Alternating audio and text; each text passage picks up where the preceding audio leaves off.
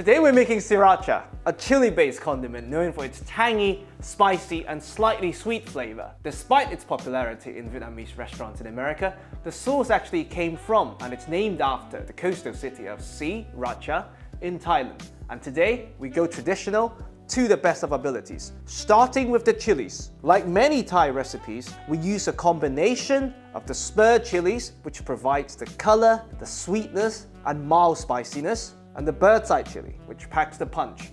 In the Western supermarket, your best bet is to use red jalapenos, which is what most commercial brands use, and adding whatever spicier variety to taste that you fancy. And the other star ingredient of the show, garlic, lots of garlic.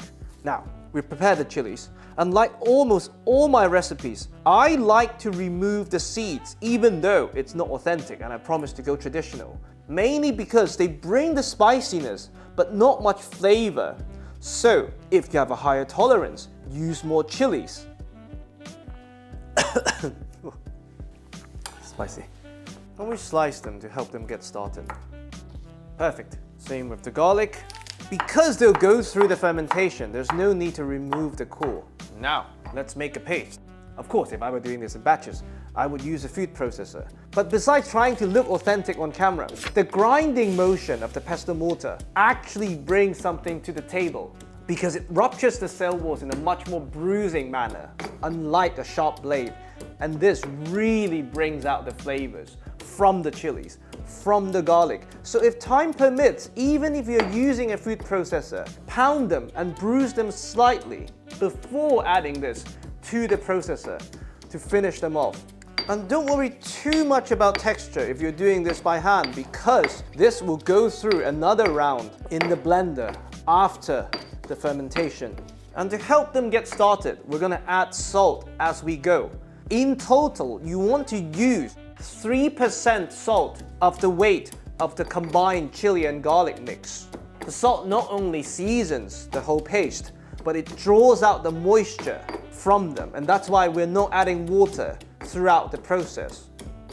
Straight to a sterilized glass jar, which I just boiled for 10 minutes. And we go again. Salt.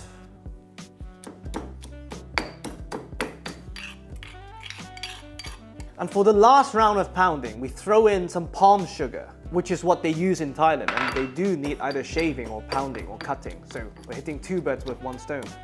If you don't have access to palm sugar, you can just use brown sugar. They both bring a similar, slightly caramel note. And for the sugar, we're using 6% of the weight of the combined mixture. This is not purely for the mild sweetness, but mainly to aid the fermentation process that we're about to start. Scraping to make sure you get all the palm sugar with you.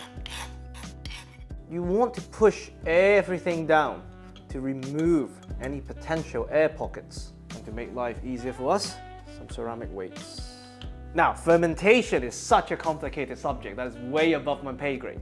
But the gist of what's going to happen is that the natural bacteria on the surface of the chilies and the garlic would start eating the sugar and in turn produce what's called lactic acid. And that's what's going to enhance flavor complexity and develop that signature tangy taste that you associate with the Sriracha. Bear in mind, and I've learned this the hard way, fermentation of this kind would produce carbon dioxide. So it's important to either use a fermentation lid, which allow air to escape, or just tie a piece of cloth on top. And now we truly begin the journey. For at least 3 days and up to 7 days, during which we'll taste once a day and decide when to stop. After 7 days, we have signature tanginess, we have complex flavors. Now, the first order of business is we stop the fermentation. And we do that by adding vinegar to the mix, about 10% of the weight of the chilies. Traditionally, in Thailand, you would use palm vinegar. But outside of Thailand, the closest thing you could find will be rice vinegar, but it has to be pure rice vinegar, not the sweetened version, so make sure you read the label. And this, of course, would also reinforce the signature tanginess. Simply give it a mix. By the way, you don't need that much headspace. You only need about 2 centimeters. It's just the smallest jar I have. If you want a flavor profile that's closer to the store-bought version, you can use distilled white vinegar. Now, simply transfer this to a blender or mixer of your choice, and we blitz until we've reached the desired consistency. And finally, we're simply going to bring in some heat to the sauce for 3 reasons. A, to evaporate some of the water content to concentrate its flavors. B, to make sure we stop the fermentation fully. And C, to sterilize the sauce in the process. You can pass this through a sieve if you want a smoother texture, by the way. But make sure you bring in the heat slowly and stir along the way to prevent the bottom from catching. It smells so good. Once this starts to bubble and steam starts to come out, stove off, you taste and adjust the seasoning. Mainly for the vinegar and the sugar, I personally prefer to not overly salt any condiments I make, so that when you use it for a dish, you can have more freedom in terms of how much you want to use without overly salting the dish. Now, we simply transfer this to a sterilized jar and you have homemade sriracha for the next 3 months in your fridge.